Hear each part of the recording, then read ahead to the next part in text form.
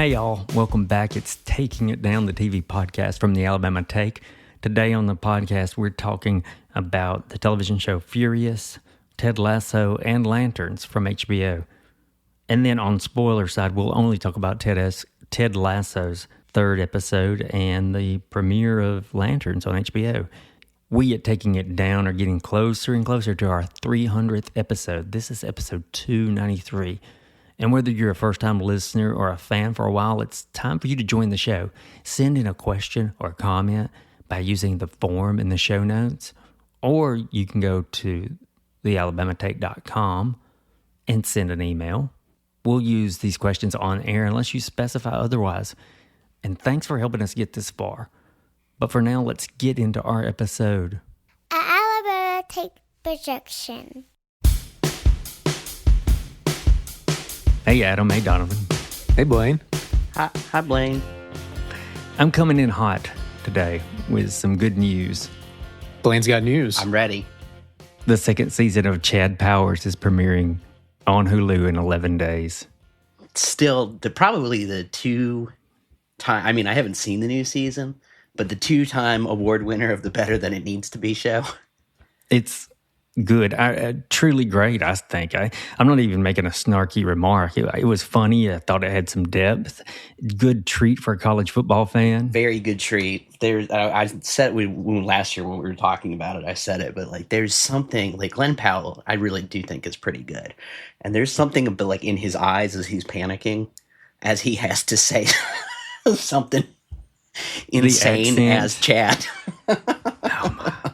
I'm really hoping that this TV season follows the college football season like it did last year. It almost followed certain team schedules so that in the fictional world of Chad Powers, they were playing Tennessee while an Alabama would be playing Tennessee that same week. It had a fun rhythm to it. Just kind of like a bonus. That, and I haven't watched it yet. I'm saving it for myself as a little treat. We got new Sunny on FX as well. TV's packed right now. I truly thought that the focus group episode from the last season was one of the all-time great Sunny episodes. It said it was so funny and it was so smart and it said so much. And I think that, at the worst, you usually get a chuckle, but that they're still making best in the series shows at this point in their career is astounding. So I'm always going to tune in until they die. Have you seen the new episode for the new season? Not yet. Saving it as a little treat. Okay. There are two, actually, and I've seen one of the two. It's just classic Sunny. Oh, we'll keep this next conversation into non-spoilers only this week. But Donovan, how are you standing with the Hulu show Furious? Are you asking yes or no? Am I still watching it? Just how do you feel about it with 3 episodes down? Good. I felt especially good about by the third episode, things that were happening in the first episode kind of all click together and start making sense. So I'm okay, there's some forethought there. It's still been interesting for me. Heavy topic. With this show, I don't even know if I'm qualified to be no, this is a serious and good take on this subject, or this is sensationalist. I'm enjoying it, but I'm not sure if I am the best person to wrangle the politics of it all. Yeah, I initially labeled it as a very feminist show, but I think it's doing a lot more than that now that I've watched 4. Well, I think it is still very feminist, Yes. Especially in that all the women are the women are the most centered characters. We really only have only one male character who's more than peripheral, maybe 2. Scoop McNairy doing fine work. Mm-hmm. Yeah, but it does take a feminist look at a lot more than just feminism. It's a look at relationships, mental damage, bureaucracy, specific systems. It's all of those things, and I think it's doing it with aplomb. All the while telling a fascinating story that you want to keep watching. Yeah, I think it's good. We watched 3rd episode last night, and, it still felt like it was moving at kind of a high level. The 4th episode, which I watched last night, is so subtle in how great it is, both in its themes and its narrative, and they stick with you. And I think it's obvious at this point how the title fits really perfectly. Yeah. You were wondering about that a couple of weeks ago. I mean, that was my suspicion that was how it was going to unfold. But it's like, yes, it is. There are several people here who are furious. And it deepens. And plus, like all good shows that involve detectives inspecting a case, it doles out answers and raises new ones with the right symmetry. Maybe that's kind of what I meant with that is a part of what I meant when I said stuff in the third episode makes stuff from the first. But I kind of completely neglected to mention that, like, yeah, as like a detective procedural, not procedural, but like as a detective / crime show, it's working very well. Like if you're just simply a fan of the genre and that's your only interest in this, I suspect that you would find this very entertaining. Mm-hmm. I don't think you're wrong to call it a procedural. It has so many of those components. Yeah. Now, if you're not necessarily a fan of crime and detective shows, give this one 2 episodes if you've got the time. It might actually be for you, despite the genre. That feels right. We'll switch to another series, which we'll discuss in both spoilers as well as here in non-spoilers. It's the Apple TV hit Ted Lasso, probably their biggest hit, I suspect. Yes, ever. The show, to me, the show finally got back into what it should be with this episode. Its third. I still have gripes on 2 storylines, which I bet you can guess which 2 of the plot lines I'm referencing, but I thought it was a pretty good episode. I thought it was good. I'll tell you what my gripe is. These episodes get longer and longer. Which leads to one of my things I'll say in spoilers. I'm half being silly, but I think, like I said last time, I do agree, or I do think that, like, sometimes that, like, the tighter 30 minutes can do you a favor, a la Arrested Development being incredible in 22 to 23 minutes, and then not so great when they had time to spread their wings. I have to admit, I think maybe before the season even started, we talked about the fact that the show has diehards who just want to exist in that universe, I mean, they want it to be good, of course, but on the show length thing, this is 2 weeks running now where our dog has, like, decided he wanted to go out in the middle of the episode, so we have to pause. And I actually see where we are, and I have been surprised both times at how much time has passed. Okay. In a good way. When the first season hit, it was such a well-timed warm blanket, and maybe my brain unconsciously is telling me that I need the same thing right now due to the daily deluge of the world we live in. I don't know, but the length of the show is not bothering me. I know that comes up with y'all and it comes up with other folks. Maybe that's the only non-spoilery thing that I have to say is, I mean, if Ted wants me to hang out for a while, I'll hang for a while. Sure, there are It's worse fine. things in this world. Yeah. My wife watches this show, like, with just, like, a grin on her face the whole time. So clearly it's good for people. The runtime didn't feel as unwelcome this week. They covered a little more ground, I think, in That's true. The story. Also, actual soccer came back this week, so everyone's very happy. You mean IRL? Yeah. And in the show. And in In the show too, yeah. I'd say on the good side, we get more Roy Kent, although he coaches the men's squad. That's really not a spoiler. I don't think that this is a spoiler. What I'm going to say, sometimes Roy annoys me. And if you've seen the previous 3 seasons, I think one of their weaknesses sometimes is they'll have a character like Roy who they just have, like, oh, make him do the thing. So Roy's just, fuck. Yeah. A little one note.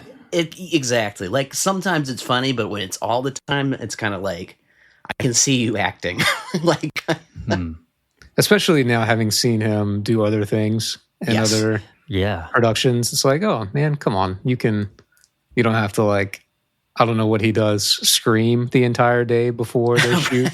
Right. And then come in with the deep voice and tough guy it out. He's quite the gruff. I like the character. I like the actor, but sometimes I think that's not a spoiler. I think that's pretty obvious to anyone who's watched. It does work sometimes. Like, I can think of one instance in this most recent episode where it kind of made me laugh. And sometimes it really works. Other times you're like, yeah, here's the shtick again. You just get you hit the button too much. It overstimulates you. This week I thought it balanced its weaknesses with its strengths. Much more watchable episode. I could take a lot more of these if they continued in this path. That's interesting, Blaine, because this week I felt that it balanced its strengths with its weaknesses. Quite the dichotomy. Week 0 is this week. Donovan's going to be looking for him to establish the run over there in Ireland. Based on what I saw of Bill Belichick's North Carolina team last year, they might want to consider establishing the run. I think he's got some surprises. Totally different conversation. While we're in the middle of a conversation or moving into one, let's talk about this week. We got HBO's new series Lanterns on the docket. It's the show based off the DC Comics story, usually called Green Lantern in comic form. And the Green Lanterns are basically space cops. Yep, I think they even say that a couple of times in the episode. Lantern stars Kyle Chandler, one of the many Green Lanterns.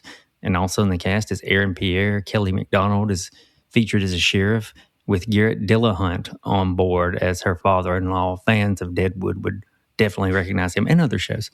The plot's in motion when Aaron Pierre's character, Jon Stewart, is in training to be a new Green Lantern and under the tutelage of Kyle Chandler's Hal Jordan. The first episode felt like a slow roll on where it wants to go, to the point where I was even uncertain if I liked it that much as a single episode of television. Interesting. I mean, I think for me going in, knowing that this is serial, pretty clearly like it's serialized, guys. So as an intro, I liked it. I liked it fine. I think the things about shows like this have been, I actually thought it was a pretty interesting first, I was interested. Yeah. But often these things tend to get a little creaky 2 or 3 episodes into the season. So we'll just because I like one episode doesn't mean that there's not a saggy stretch in the middle. There often is. One thing that definitely kept me holding on was that it had such a promising cast and crew. Even a small role in the episode had Chris Coy, who was doing great work. And of course, we discussed last week that the writers and creators are Damon Lindelof of Watchmen, of Lost as well, and The Leftovers. Chris Monday from True Detective, and Tom King with some great run of comics, I understand. Yes. It felt like different enough that I'm like, different enough. I guess when I say different enough, I mean that specifically. And it felt different from Marvel TV shows, at least in this first episode. We'll see how it goes forward. Also had a treat for college football fans. Yes, it did. Which was fun. You can almost see the Don Draper pitch, though. It's, what if Green Lanterns met True Detectives? It's funny that people keep saying True Detective because it just doesn't really have that. It's like, okay, there's 2 guys working together, but I think unless something very drastically changes in this series, I'm not sure I would compare it to True Detective. It's more incidental that it's like, yes, there are 2 police officers of a sort that happen to be trying to solve a mystery. Oh, and there's different timelines. It's an easy jump, I think, in some scenes, and with Chris Monday as one of the writers and creators. I get it. And I mean, I think the show itself is not upset if you, the viewer, draw that comparison. They're not going to get all teary-eyed about that. Do they drink Space Lone Star? No, it's all on Earth, so just Lone Star. They have some beers. They do have some beers. Cold beers? Oh, they're cold beers. Let's just say there's a little scene at a roadhouse.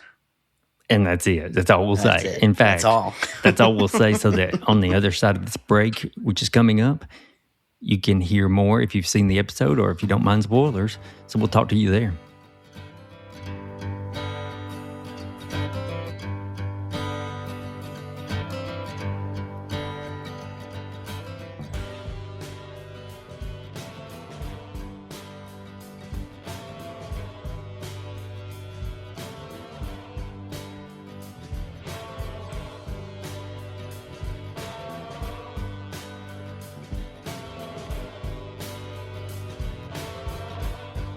Okay, it's time for spoilers, and we'll get right back into Ted Lasso and the 3rd episode this season, titled Richmond's Got Talent, where the coaches are scrambling to find a striker or 3 to replace their strikers lost to injury and to pregnancy.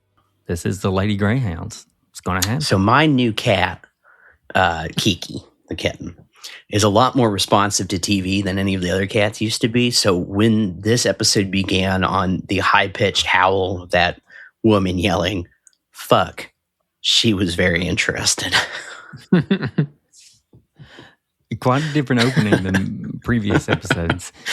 And early in the episode, I was thinking that this show really needs charisma and star power from someone on the team, and I haven't seen it yet. And then it's almost as soon as I thought it, an actor from Game of Thrones and Andor, Faye Marseille's her name, stepped in line at the tryouts, and I just thought to myself, this show's about to get better. I was so pleased to see her. I loved her in Andor. I did too. She's fabulous. I mean, everything about Andor was fabulous, but she's very good. Yeah, one of the faceless men. Yep. And not long after Marseille came on as Lizzie, we got to meet Abby Hearn's Gemma, and she too seemed to have some really good energy, some likability that the show needed on the ladies' team. And I think with those two in place, this show definitely feels like it's going to go in a good direction. Gemma is there to make me feel bad about myself. Go on. For not being in law school. And I've just dropped into winning athletics events at a professional level. Yeah. And balancing the two defiantly. Going to do both.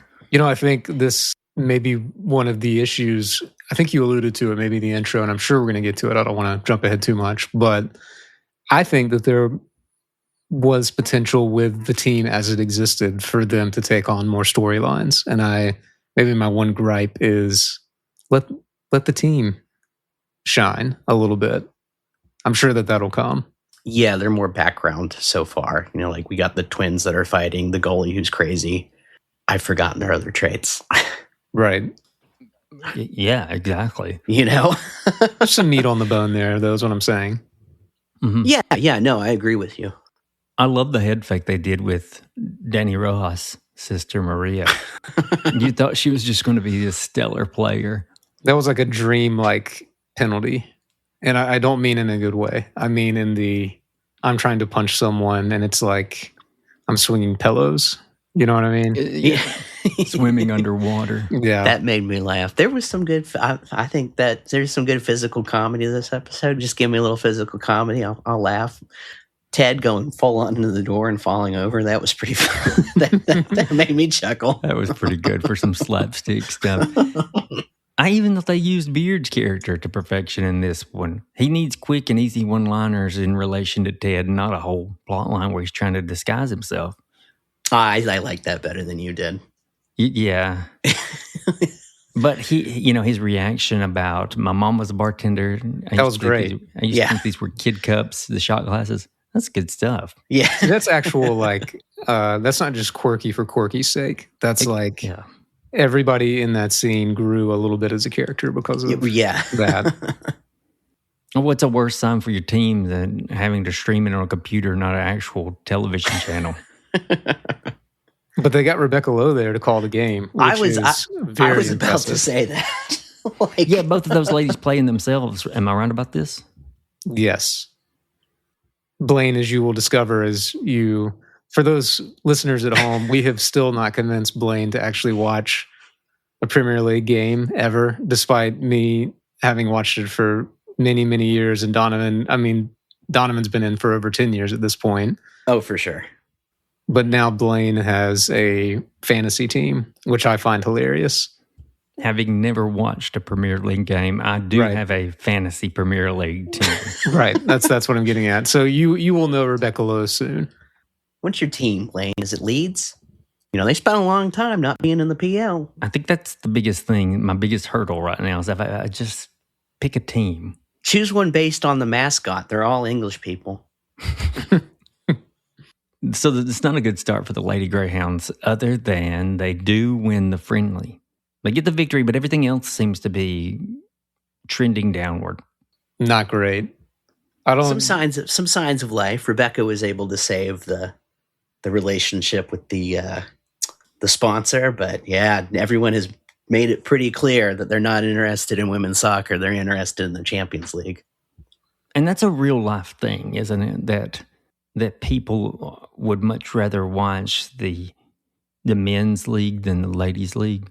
I mean, look at even in the U.S., how long it took for the NWSL just get pretty regular showings on something that wasn't Ion. Not that there's anything wrong with Ion, but I mean, it does also, it makes the stakes of like the budgeting a little bit better. Not that the show needs to be grounded in realism, but if you have a team that that you've already cared about its ascendance, right? Like we care about Richmond in this universe.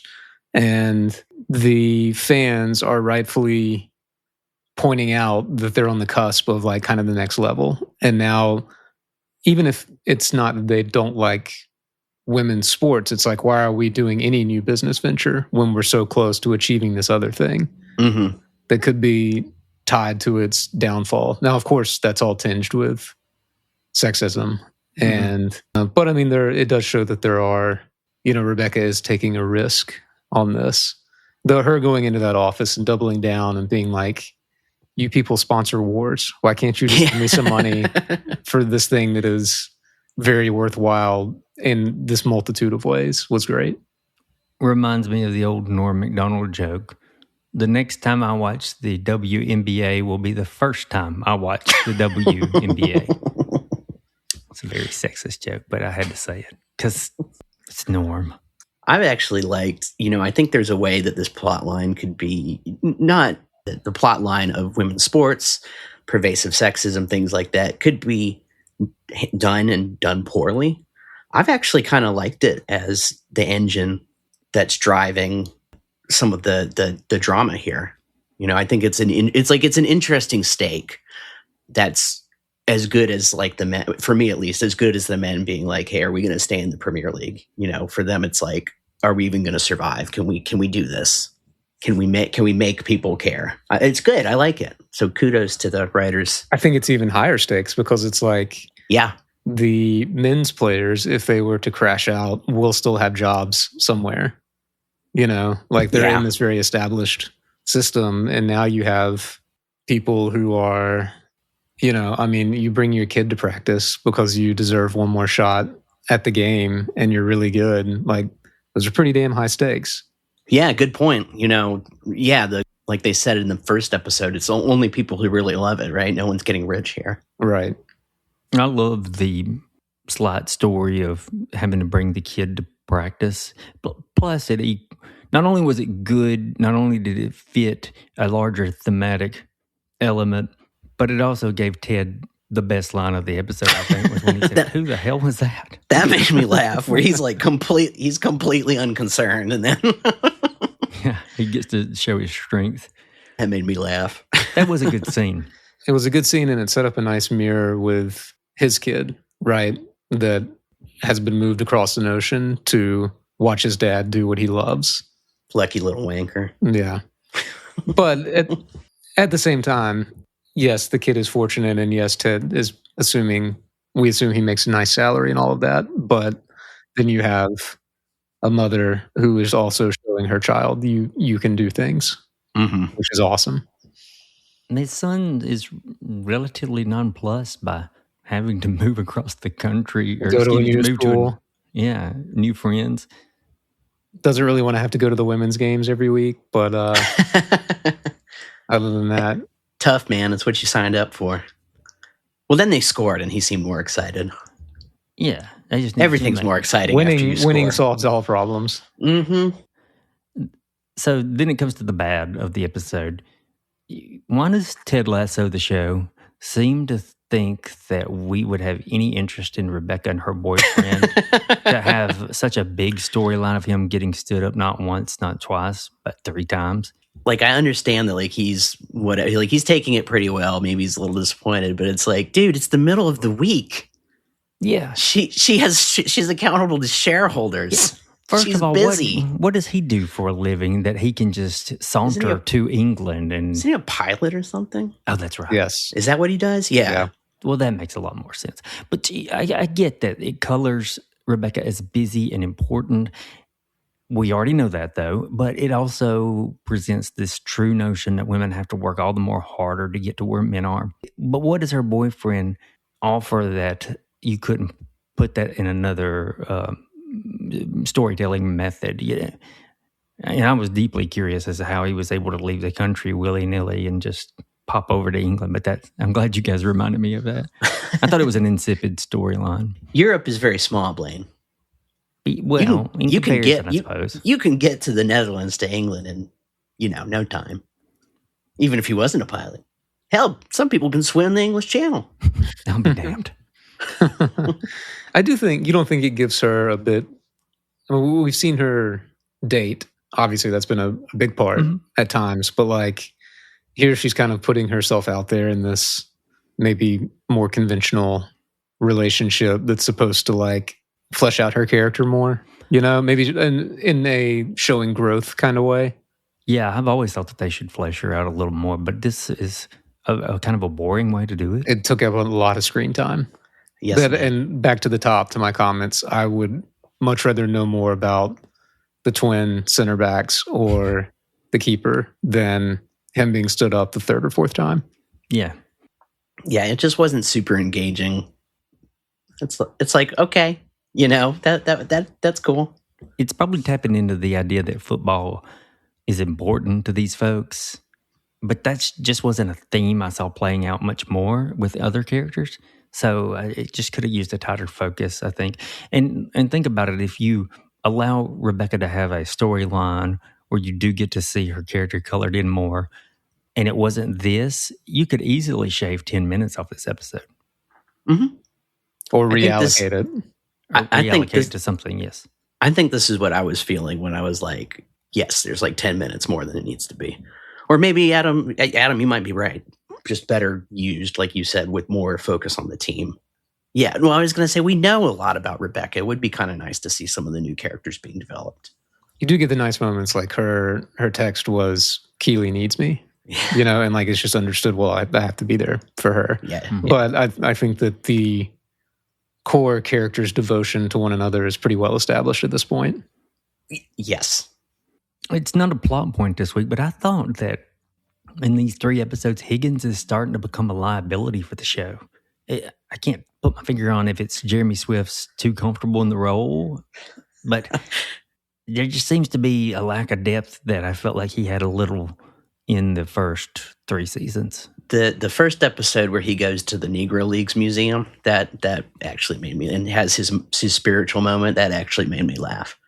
Mm-hmm. But I also, Blaine, I don't think it's the actor. I think he doesn't have a lot to do yet, if this makes sense. Like, he's basically just showing up there to jokes about like the long report, right? We really only see him during the shareholders meeting. He just hasn't had a lot to do yet. Yeah, he's become a little one note himself.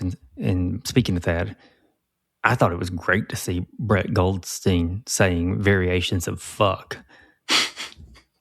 Because, you can just hear the direction saying, say this when angry, say this when sad.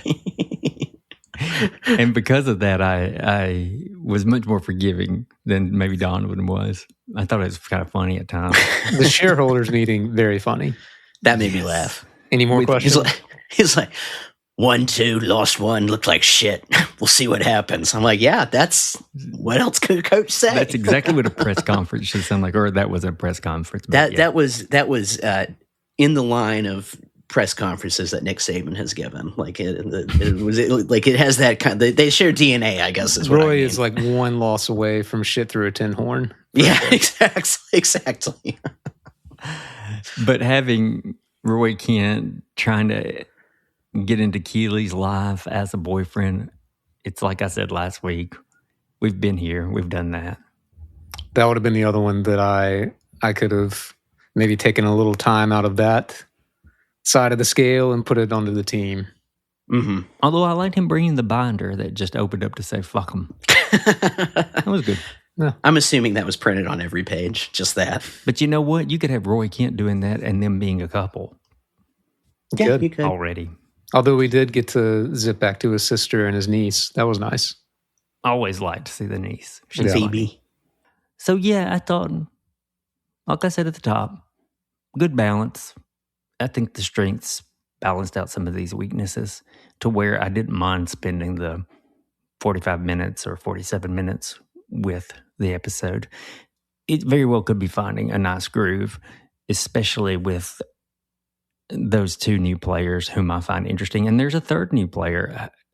she's been more of a cameo appearance, and Ted's acknowledged her throughout the first 3 seasons, but I don't even think she had a name up until this episode. Mm.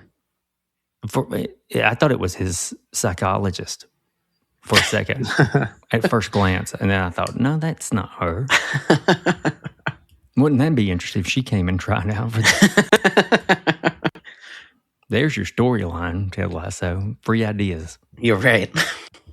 I've been pleasantly surprised at this season. I didn't have huge expectations, but I think maybe this is the episode where we're getting, one people have kind of said is kind of a dud, episode 1. They had to that's the pivot point, right? Mm-hmm. And now 2 episodes into him with the team, it's starting to feel, I don't know, like how do you reboot a show with so many lovable characters and lose all of your support and still like pull on the same emotional attachments that we have to the show? And I think they're doing it, which is, as I sit back, it's like, that's a pretty impressive feat, I think. Yeah, they're starting to hit their groove for sure. You have to treat it like it's season 1, episode 1, I would imagine.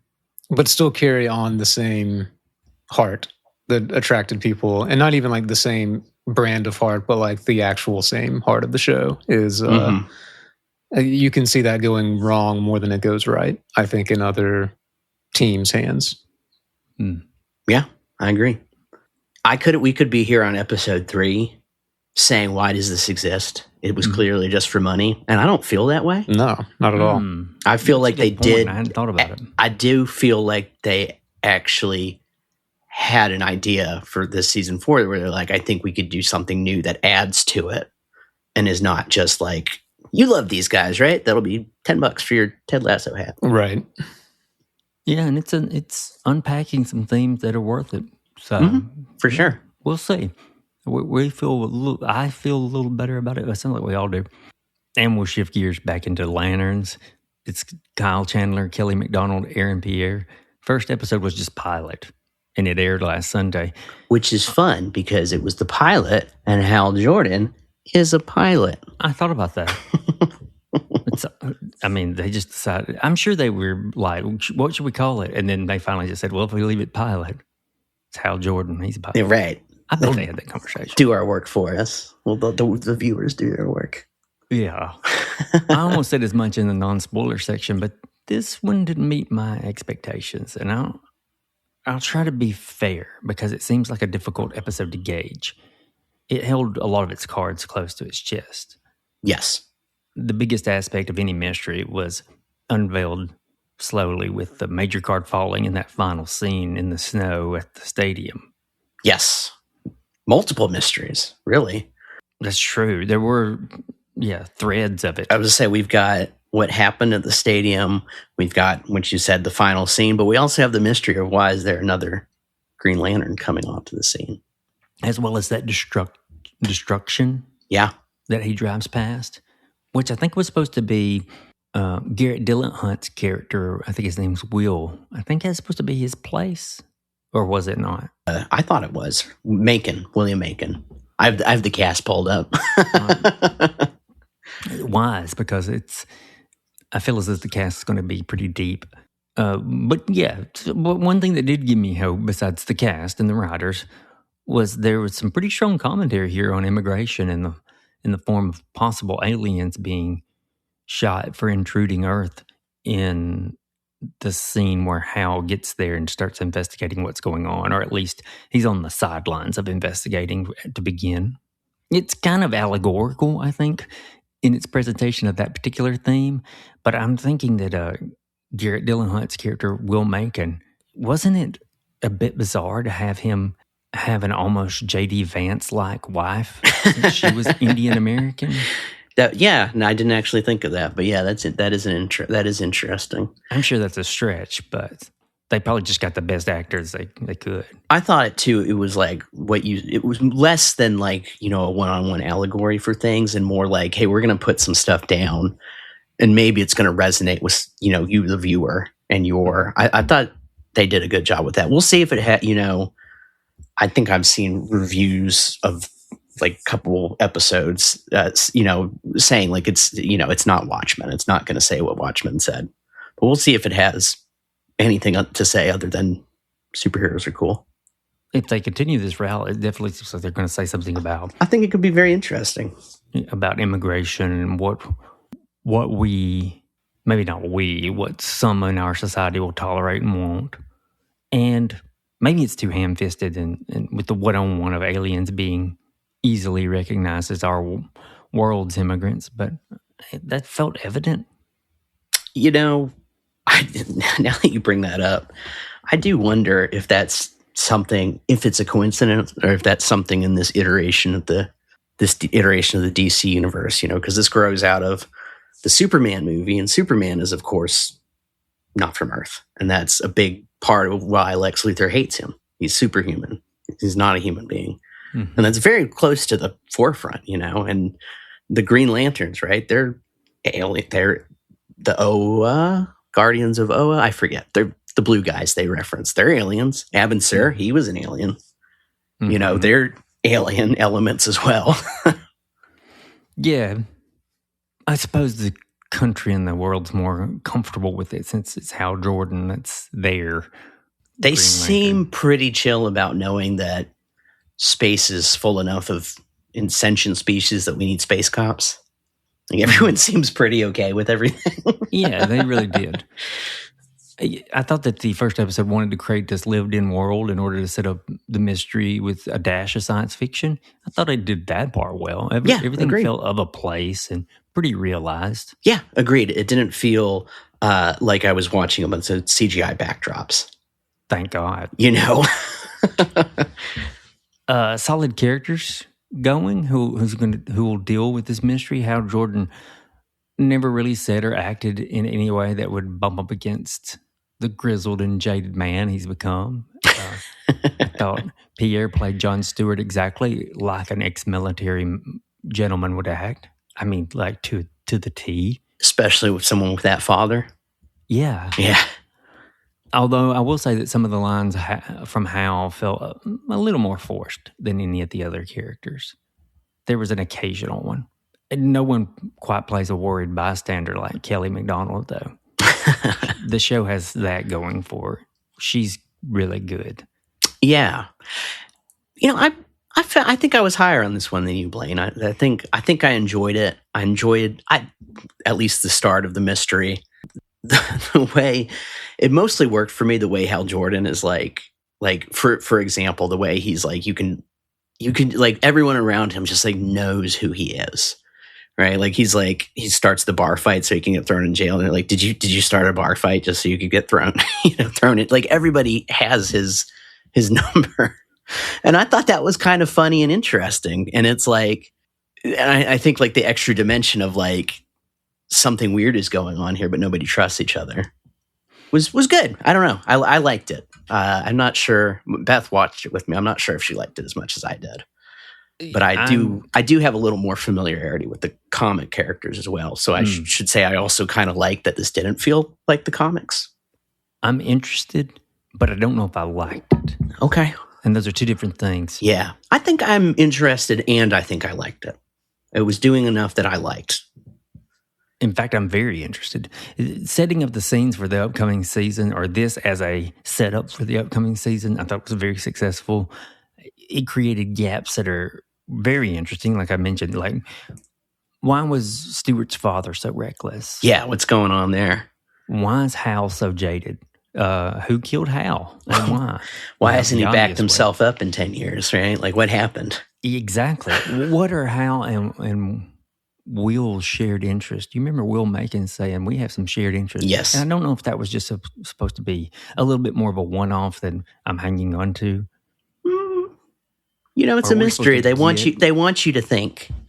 Okay. I didn't know if I was supposed to get that or if that was going to be part of the unraveling. I think we were not supposed to get that.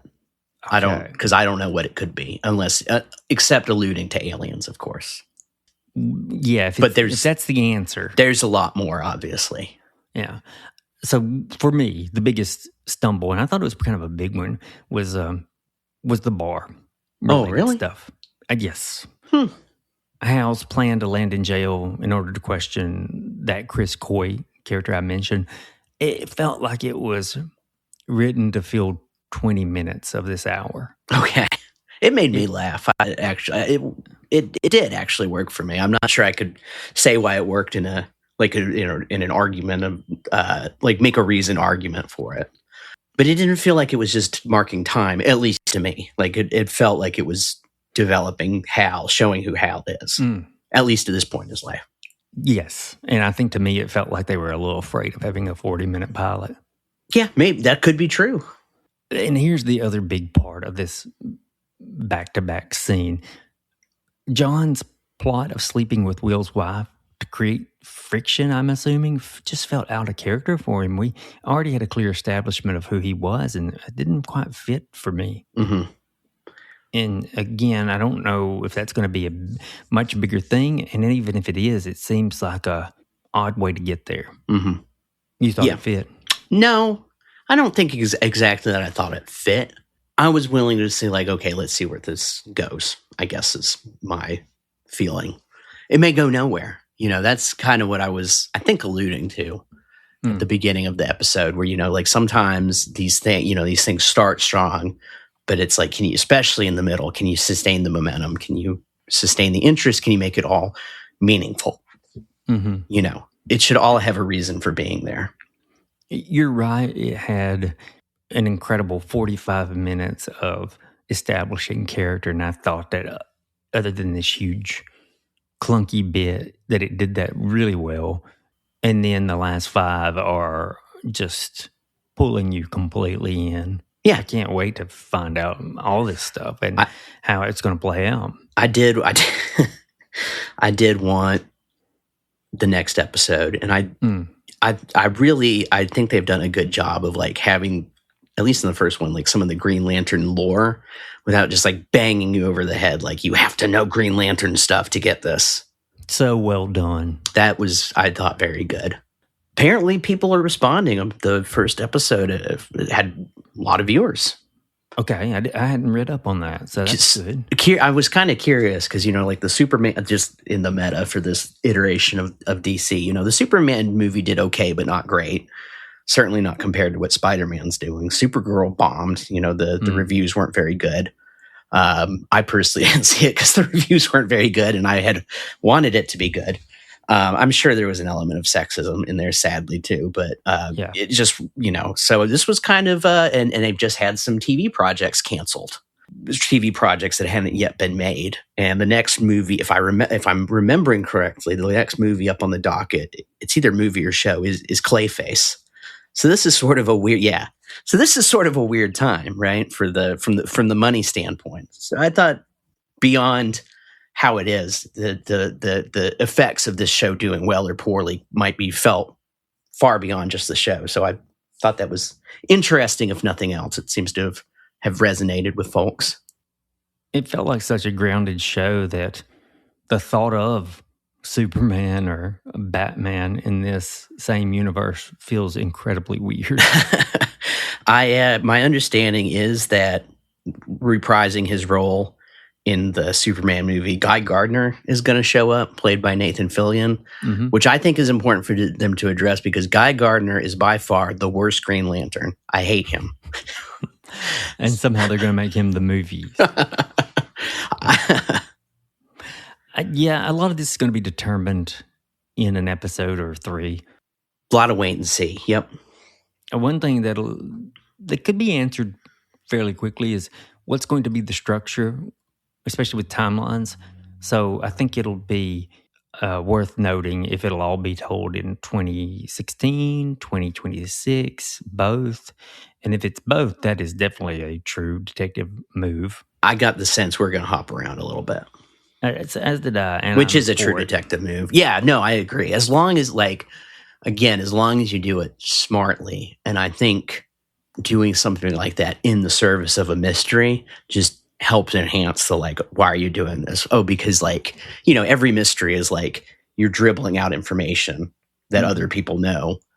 And you're trying to kind of replicate the experience of some of the characters where it's nobody has all the pieces.